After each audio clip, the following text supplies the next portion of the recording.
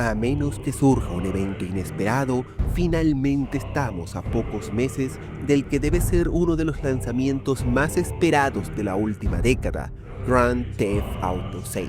un título del cual todos tenemos expectativas enormes, no solo por la incomparable calidad que Rockstar Games imprime en sus juegos, sino por el impacto, para bien como para mal, que este juego tendrá. Pero para entender el cómo GTA se ha convertido en el titán que es actualmente, tenemos que repasar una época en que los videojuegos eran más elegantes, para una época más civilizada, antes del dominio del Internet, antes de los juegos como servicio. Por lo tanto, de cara a uno de los juegos más esperados de la historia, hoy les presento el primer video, espero que de varios, donde repasaré el origen de esta saga, comenzando con el juego que, a pesar de su larga lista de defectos, sentó las bases del futuro reinado de Rockstar Games en los juegos de mapa abierto, GTA 3, por lo que les invito a que se pongan cómodos, que estamos a punto de regresar a Liberty City. Pero antes de empezar, si te gusta este tipo de análisis, no olvides suscribirte al canal y darle me gusta al video, ya que tu apoyo me ayudará mucho a hacer crecer el canal.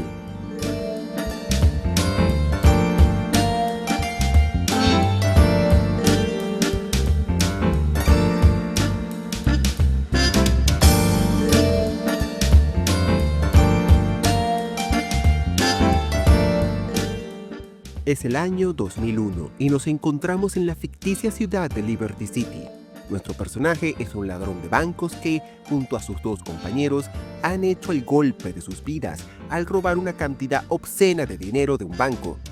Pero justo cuando creíamos que era el inicio de la gran vida, nuestra socia y novia Catalina nos traiciona, dándonos por muertos mientras se roba todo nuestro dinero.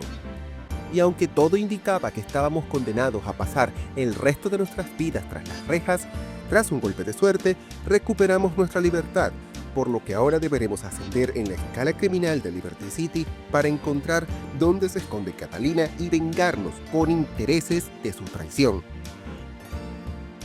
A menos que suceda un evento inesperado, algo perfectamente posible por cómo va el mundo, el próximo noviembre finalmente veremos el próximo juego de Rockstar Games, el muy ansiado, esperado y deseado GTA 6.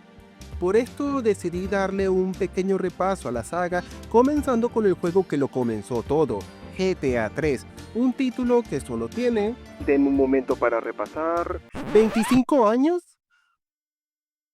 Recuerdo haber jugado esto de adolescente.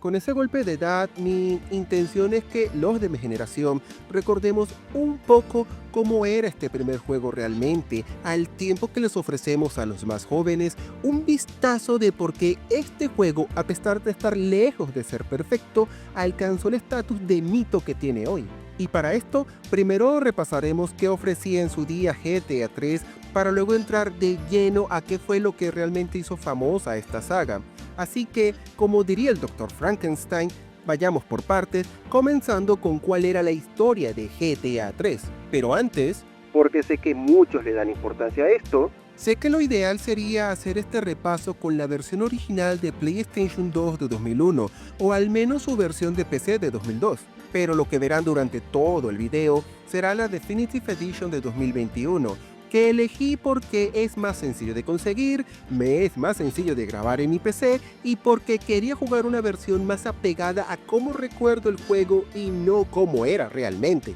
Algo que entenderán cuando hable de la jugabilidad. Hecha esta aclaración, me gustaría decir que la trama de GTA 3 fue una sorprendente, un antes y un después que revolucionó la industria del videojuego y que está a la altura del mito que es hoy la saga. Pero no solo sería una exageración, sino una gran mentira. Y es que, fuera de la sinopsis que les compartí hace un momento, realmente la trama de GTA 3 tiene poco o nada que ofrecer, siendo una historia muy sencilla, y eso por ser generoso. En principio, la trama es una historia de una pareja de criminales a lo Bonnie y Clyde, solo que dando el giro de que la primera traiciona al segundo, por lo que este deberá cobrar venganza en un juego que, teóricamente, debería ser una glorificación a la violencia criminal. Y aunque el juego tiene muchas misiones que, teóricamente, desarrollan estas ideas, de las 51 mínimas que debes hacer para ver los créditos finales, menos de la mitad realmente cuentan una trama. Y de esas, las que desarrollan la traición de Catalina y cómo nos vengamos de ella no llegan ni a 10. La gran mayoría de las misiones son, en esencia, excusas para la jugabilidad. Casi todas se limitan a ir a un sitio, recibir instrucciones, viajar al lugar de la misión y cometer el crimen de turno. La mayoría no tiene desarrollo real y sus conversaciones se limitan a dar el contexto mínimo para las misiones.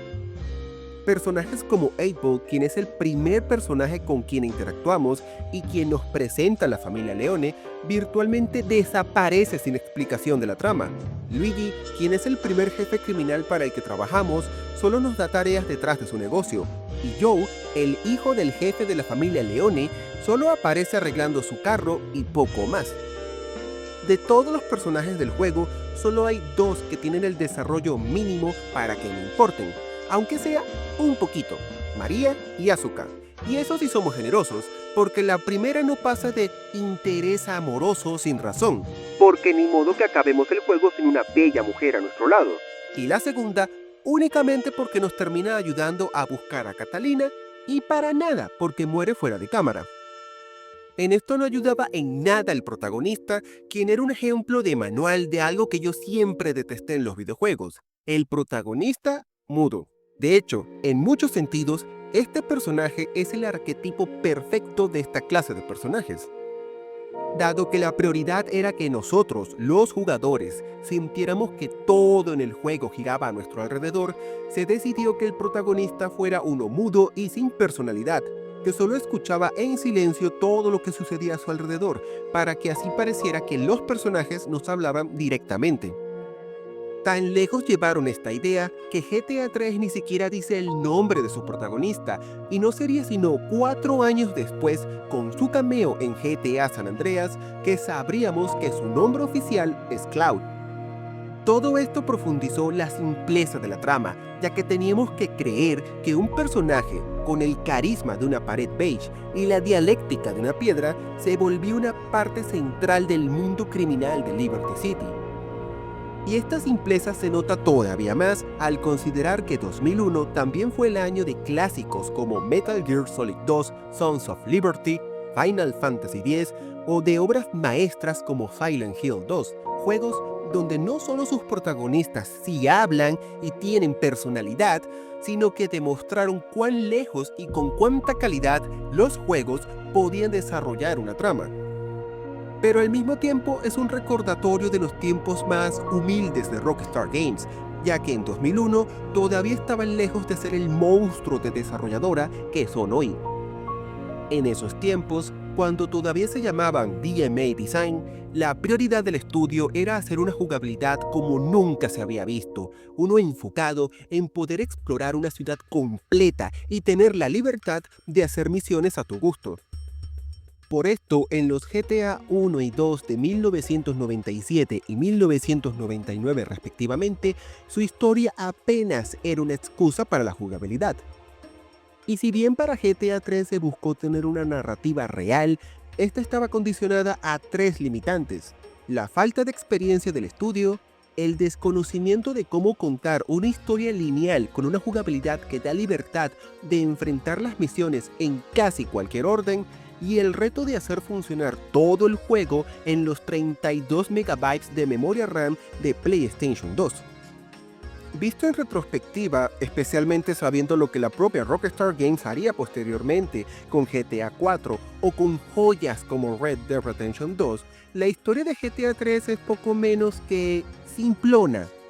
Pero también hay que verlo con perspectiva. El Nelson de 2026 que ven ante ustedes es uno con décadas de experiencia jugando videojuegos de todos los géneros y sabe reconocer cuando una historia es una mera excusa para la jugabilidad. Pero el Nelson de 2002 o 2003, que es más o menos cuando yo jugué a GTA 3 en PC, no solo era uno que apenas entraba en la adolescencia, sino uno que vivía en un mundo donde apenas si nos hacíamos a la idea de tener internet en casa, donde Google seguía siendo una novedad, Facebook todavía no existía y YouTube era poco menos que ciencia ficción, muy alejado de la sociedad hiperinformada de la actualidad. Ese Nelson de hace más de 20 años apenas se había jugado a Mario o Zelda en Nintendo 64 o a los primeros Call of Duty en PC, por lo que jugar a GTA 3 se sintió como un salto de gigantes, una experiencia narrativa como no había visto hasta ese entonces, ya que me ponía en un papel que rara vez había visto en un videojuego,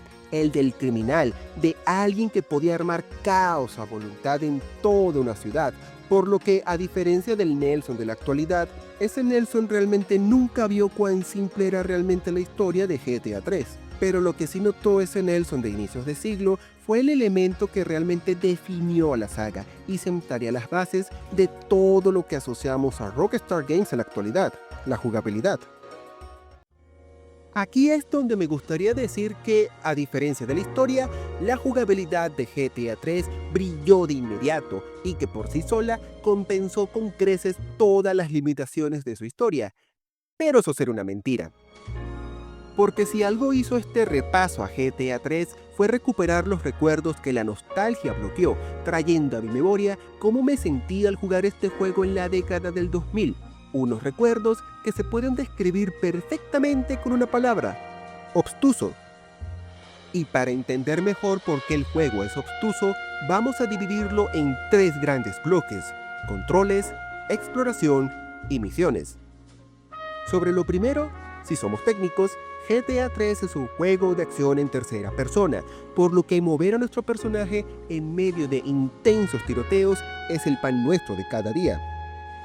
El problema que, si recordamos, este título salió en 2001, 4 años antes de que Resident Evil 4 sentara cátedra sobre cómo posicionar la cámara al hombro, 5 años antes de que Gears of War hiciera lo propio con cómo manejar las armas y usar los escenarios como coberturas, y en un momento donde la cámara fija seguía siendo una opción preferida en muchos juegos de tercera persona. Esto significa que GTA 3 es de esa generación previa que todavía estaba aprendiendo cómo mover la cámara, manejar las armas y protegerse en un videojuego, todo al tiempo que todavía estaban aprendiendo a cómo crear un juego de mapa abierto como nunca se había hecho antes, sin que la PlayStation 2, que tenía poco menos de un año en el mercado, explotara. Gracias a esto, si bien disparar en GTA 3 no es difícil, sí es incómodo. Armas como la pistola, la Uzi o la escopeta no tenían un apuntado libre, sino uno automático que, teóricamente, debía apuntar a la amenaza más inmediata, pero que, en intensos tiroteos con muchos enemigos, hacía muy difícil apuntar a un enemigo concreto, algo que empeoraba si había civiles cerca, ya que podías tener a varios sujetos disparando, pero el juego apuntaría el arma al civil desarmado más cercano. Otras armas, como el rifle de asalto, el rifle de francotirador o el lanzacohetes, podías apuntar libremente, pero la cámara pasaba a primera persona y no podías mover el personaje, por lo que no es un arma útil en momentos con muchos enemigos a tu alrededor. Y en ambos casos, el juego no tiene coberturas y menos un botón para agacharte, por lo que fuera de moverte mucho y atacar primero, poco podías hacer para defenderte. Esto hacía que, de nuevo, cuando había muchos enemigos rodeándote, fuera muy fácil que te eliminaran en pocos segundos, por lo que, en puntos avanzados de la trama, prácticamente es obligatorio usar un chaleco antibalas para al menos sobrevivir un poco más. Y todo esto considerando que la Definitive Edition agregó mejoras de calidad de vida, donde ahora puedes personalizar el sistema de apuntado y se agregó la rueda de selección de armas de GTA V, ya que originalmente para cambiar de armas tenías que presionar un botón para cambiar uno por uno entre todo tu arsenal, lo que hacía más molesto cambiar de armas en medio de un intenso tiroteo. La cosa mejora un poco cuando pasamos al apartado de la exploración, ya que, si bien fuera de las cinemáticas no puedes entrar en ningún edificio del juego, conducir por la ciudad es una delicia, una que, sin los tiempos de carga del juego original y con muchos más años de experiencia, han hecho que el Nelson de 2026 se dé cuenta ahora cuán pequeña era realmente la Liberty City de 2001. El problema real comienza cuando recorremos la ciudad en medio de una misión porque vemos las dos grandes manías del juego: poner cronómetros sin necesidad y no decir claramente a dónde ir. Sobre lo primero, puedo entender si estamos en una carrera o hay que llegar urgentemente a un sitio, ya que la idea es darnos prisa en llegar a un lugar. Pero en otros, que te den una misión y salga un cronómetro de la nada para llegar al objetivo, se siente como una forma artificial de complicar sin necesidad una misión. Y créanme que hay misiones que se hacen molestas por causa de esto. No contentos con esto, luego hay misiones como Café para Llevar, donde debemos encontrar y destruir 9 cafeterías repartidas en las 3 islas de Liberty City. En principio, pan comido. El problema: el juego no te dirá dónde están las cafeterías, y cuando destruyas la primera, tienes 7 minutos y medio para encontrar, sin ninguna pista, y destruir las otras 8 cafeterías repartidas en toda Liberty City, bajo riesgo de tener que repetir todo desde el inicio si fracasas, siendo una misión imposible de acabar a la primera, que te obligará a repetir todas las veces que necesites hasta que memorices dónde están las cafeterías o te rindas y las busques en internet. También hay misiones donde tienes que robar un vehículo de alguna banda criminal, pero el juego no te dice claramente dónde está o cómo es. Solo te dirá algo así como: roba un vehículo de los colombianos al norte de Staten Island, y nada más, convirtiendo una misión que podrías acabar sin problemas en 5 minutos en un fastidio de dar vueltas por una zona de la ciudad tratando de adivinar cuál es el vehículo correcto. La falta de marcas en el mapa y el cronómetro no hacen las misiones más difíciles, y gracias a Dios son una minoría de misiones. Y como vivimos en 2026, si me pierdo, tengo a Google y YouTube para decirme a dónde ir o qué robar. Pero esto es una ventaja de la modernidad, y no quita que estas misiones son un ejemplo de una de dos cosas: la falta de experiencia de Rockstar en 2001, no en vano nadie había hecho un juego como este antes, o las costumbres de diseño de la época, donde hacer difícil y obtuso el juego para forzarte a repetir muchas veces una misma misión era una forma aceptada de añadir más horas de juego sin añadir más contenido. Pero esto no es lo mejor, ya que la cereza al pastel de la exploración es que a medida que avanzas en la trama, tu personaje se enemista con distintas bandas a lo largo de Liberty City, mismas que te atacarán apenas te vean cuando recorras la ciudad, estés en una misión o no. Al inicio, esto no es un problema, no solo porque están en zonas concretas de la ciudad, sino porque son fáciles de esquivar, si así lo deseas, y además ayuda a dar un sentido de progresión en la historia, ya que mientras más avanzamos, más enemigos haremos en el camino. El problema llega en los compases finales del juego, donde es imposible recorrer las calles de Portland o Staten Island sin que te disparen. Y si te quedas demasiado tiempo en un lugar, y peor, de pie fuera de tu carro, al poco rato aparecerá media docena de enemigos que te atacarán, y la cosa empeorará si te defiendes, porque a ellos se le unirá la policía que te querrá arrestar por violar la ley, ignorando soberanamente a los pandilleros que me atacan, por cierto, pudiendo crearse todo un caos en poco tiempo. Todo esto hace de actos tan sencillos como ir a la tienda de armas a comprar chalecos antibalas un viaje de alto riesgo, donde tienes que ir corriendo si quieres evitar una pelea. Todo lo mencionado tiene un choque catastrófico cuando llegamos al último apartado del juego, las misiones, ya que si bien el juego está lejos de ser complicado, los controles y la exploración hacen del juego uno obtuso y complicado sin necesidad, y nada ejemplifica esto mejor que la misión Vénganos tu reino. En esta misión, King Courtney, quien nos contacta desde un teléfono en Staten Island, nos dice que debemos ir a un sitio a recoger un botín de un vehículo.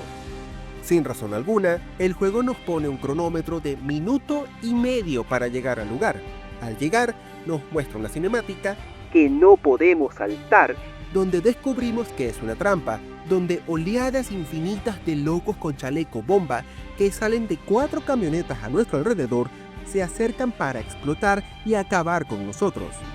En principio, la idea es simple: evita que los locos con chaleco bomba te maten, destruye las camionetas para que dejen de aparecer y acaba con cualquier enemigo remanente para ganar. El problema: estás en un estacionamiento sin cobertura. Los enemigos surgen de 4 esquinas al mismo tiempo, forzándote a correr como loco buscando una mejor posición, porque si uno explota, te quita un buen trozo de vida, y aún teniendo un chaleco antibalas, con que 3 seguidos exploten es suficiente para acabar contigo. Para mejorar aún más la cosa, cuando un loco explota, el protagonista es derribado, debiendo esperar a que se recupere y se levante. Segundos valiosos donde no puedes hacer nada, y tiempo más que suficiente para que llegue otro loco y explote. Por lo que, si bien una sola explosión no te mata, al momento de derribarte, a todos los efectos ya puedes darte por muerto. Pero esperen, porque hay más. Al momento de perder, cosa que sucederá muy rápidamente una vez acabes la cinemática que, de nuevo, no puedes saltar, la Definitive Edition te da la opción de repetir la misión desde el inicio, por lo que deberás volver a ver la cinemática inicial, que gracias a Dios sí puedes saltar, y repetir el viaje completo, cronómetro incluido, ver la cinemática, que no puedes saltar, todo para que seguramente un loco explosivo te vuelva a matar a los 10 segundos y debas repetir todo otra vez. Pero eso no es lo mejor. Si mencioné la Definitive Edition es porque Rockstar Games se apiadó de los jugadores y creó puntos de control al inicio de las misiones para repetir cómodamente. Pero el juego original no los incluía, por lo que al perder esta misión originalmente regresabas al hospital, ya que ahí es donde vas al morir en el juego. La cosa es que al morir pierdes todas las armas, por lo que debías ir a la tienda de armas a comprar todo de nuevo. ¿Y recuerdan lo que mencioné de las bandas criminales que te disparan al verte en Liberty City? Así que, o bien gastabas una y otra vez tu dinero para comprar todas tus armas y chalecos antibalas, bajo riesgo de entrar en una pelea inesperada con bandas rivales, o repetías desde la última vez que guardaste tu guarida. En cualquier caso, no te quedaba de otra que hacer todo el viaje para volver a empezar la misión. Eso significa que el fastidio que es hoy volver a jugar Vénganos tu Reino originalmente era toda una odisea en el juego original, un ejemplo brillante de una misión horriblemente ejecutada, de esas que te dejaban ganas de romper el control, mientras insultabas en todas las formas posibles a los desarrolladores, y causabas que fueras dominado por una rabia indescriptible que, incluso un cuarto de siglo después, sigues recordando como una experiencia horrible de jugar. Ok, tenemos que hacer una pausa, porque hasta este punto da la impresión de que el juego es horrible y de que yo odié cada minuto que jugué el título, pero nada más lejos de la realidad, ya que a pesar de que este repaso me hizo recordar las muchas cosas que en su día odié de GTA 3 y me hizo ver otros defectos que no vi en su momento, también me hizo recordar cuánto me impresionó hace casi 25 años el cómo este juego me ofrecía algo que hasta ese entonces no había visto en ningún otro videojuego: libertad para hacer lo que me diera la regalada gana. Pero para entender el verdadero impacto de esto a inicios del nuevo milenio, tenemos que usar la máquina del tiempo y hacer un repaso a cómo era el mundo hace 25 años. Año 2001. El mundo todavía disfruta el optimismo del final de la historia posterior a la Guerra Fría. Venezuela apenas está comenzando su caída en picado hacia la dictadura. Shrek apenas había estrenado su primera película. Y Shakira apenas estaba comenzando su ascenso a la fama internacional. En el mundo de los videojuegos, PlayStation 2 apenas estaba en su primer año de vida. Xbox apenas era una loca propuesta de Microsoft que no vería la luz sino a finales de ese año. Y la muerte prematura del Dreamcast consolidó el final de Sega como fabricante de consolas. En esta época, los videojuegos vivían una era donde todo era posible, donde cada año que pasaba era un avance impresionante en narrativa, jugabilidad y gráficos. Y esto es importante tenerlo en cuenta porque esa era de innovación constante hace rato que se acabó. No en vano, cuando en 2026 pensamos en un juego de hace 10 años, hablamos de títulos como estos.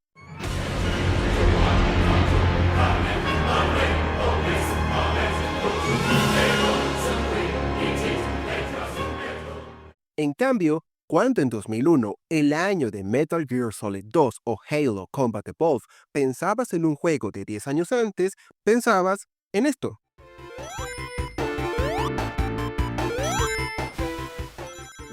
Los que apenas teníamos poco más de 10 años a inicios del siglo, habíamos visto el paso de los cartuchos de Nintendo 64 a los CD de PlayStation 1 y ahora a los flamantes DVD de PlayStation 2. Nos habíamos maravillado con cómo los gráficos 3D se consolidaron en Super Mario 64, cómo los videojuegos sí podían tener grandes historias con Final Fantasy VII, cómo estas tramas podían tener actuaciones con una calidad propia de Hollywood en Metal Gear Solid, o como Half-Life usaba la jugabilidad para contar historias imposibles en otros medios. En esta era de innovación y creatividad, una de esas muchas ideas fue el concepto de un mapa abierto que, a pesar de las apariencias, no surgió con GTA 3, sino que ya se había explorado en títulos como Driver o Shenmue, ambos de 1999, y si empleamos el concepto, el JRPG en general, que se consolidó en Occidente con Final Fantasy VII, y generalmente permitían explorar un mundo completo lleno de aldeas y calabozos. Pero estos mundos siempre tenían una limitante, ya fuera mecánica en Driver, donde solo podías conducir carros y nada más, ya fuera narrativa en Shenmue, donde la rutina del día a día y la personalidad del protagonista limitaban tus acciones, o simplemente técnica, donde los imponentes mapamundis de los JRPG eran poco más que pasillos glorificados para llegar a mapas donde pelear con monstruos y poco más. Y tampoco olvidemos que, en general, todos los videojuegos se veían estrictamente limitados al género de turno. Doom o Medal of Honor solo eran juegos de acción donde poder disparar. Gran Turismo o Need for Speed solo eran juegos de carreras donde solo se podía conducir, o Super Mario o Sonic solo eran juegos de plataformas donde correr y saltar. Esto no los hacía malos juegos, pero, y simplificando en extremo, sí indicaba la tónica general de la época. La jugabilidad y narrativa estaban estrictamente limitados por el género del juego de turno, y la mayoría de los juegos limitaban las acciones del jugador a seguir un rol predeterminado. Y fue en esto donde GTA 3 tuvo su verdadera revolución, poner fin a esas limitaciones y darnos la libertad para explorar y jugar como jamás habíamos visto. Y esa libertad se manifestó en la mezcla única de géneros que GTA 3 logró en un solo juego. No en vano, en un solo título teníamos un juego de acción en tercera persona, donde no solo podíamos robar cualquier vehículo, sino hacer misiones y hasta carreras con ellos, en una ciudad que no solo podíamos explorar con absoluta libertad, sino que, con sus peatones, tráfico y estaciones de radio, se sentía como una ciudad viva, todo el tiempo que las misiones podíamos hacerlas casi en cualquier orden que quisiéramos, con libertad de actuar como quisiéramos, y con una historia que, en una era previa a las redes sociales, se sentía como una gran trama de crimen. Pero claro, este no es el primer juego de Rockstar Games, ya que cuando todavía se llamaban DMA Design, ya habían publicado 2 GTA que ya habían introducido la libertad jugable de la saga. Pero, aunque el primer juego de 1997 fue un éxito de ventas con 6 millones de copias vendidas, GTA 2 de 1999 cayó a las 2 millones de copias, no solo por ser considerado un título continuista, sino porque la vista isométrica ya era considerado obsoleto en la época. No en vano, ya en 1997, la vista isométrica de GTA 1 tenía que competir con los escenarios prerenderizados de Final Fantasy VII, la cámara en primera persona de GoldenEye 007 y la joya de la corona de ese año, los gráficos 3D de Super Mario 64. Lo que realmente le dio la fama a GTA 3 fue algo tan sencillo como brillante: gráficos. Y estos no destacaron por sus animaciones o nivel de detalle, ya que juegos como Metal Gear Solid 2, que salió casi al mismo tiempo, le superaron en ese sentido. GTA 3 destacó fue por la escala. La mayoría de los juegos tenían mapas pequeños o lineales, o recurrían a algún truco para dar la ilusión de mapas más grandes. En cambio, GTA 3 nos ofrecía una ciudad completa recreada en gráficos 3D, con calles llenas de peatones y tráfico, mismo que tenía varios tipos de vehículos que podíamos tomar para conducir, en zonas claramente diferenciadas, con muchos lugares a explorar y secretos por descubrir. Visto en retrospectiva, puede que no impresione, más si analizamos cada parte de GTA 3 por separado, ya que había juegos con mejores gráficos y animaciones, mejor sistema de disparo y mejor conducción. Pero es en la suma de sus partes donde este juego brilló, porque ninguno ofrecía lo que daba GTA 3 en un solo paquete, y menos aún, ninguno se propuso recrear una ciudad completa, peatones y tráfico incluido, no solo en gráficos 3D, sino en una ciudad que reaccionaba a tus acciones. Todo esto tuvo un impacto tan profundo en los jugadores de 2001 que no solo nos permitió ignorar lo simple de su trama y lo obtuso de su dificultad, sino que nos dejó con ganas de más.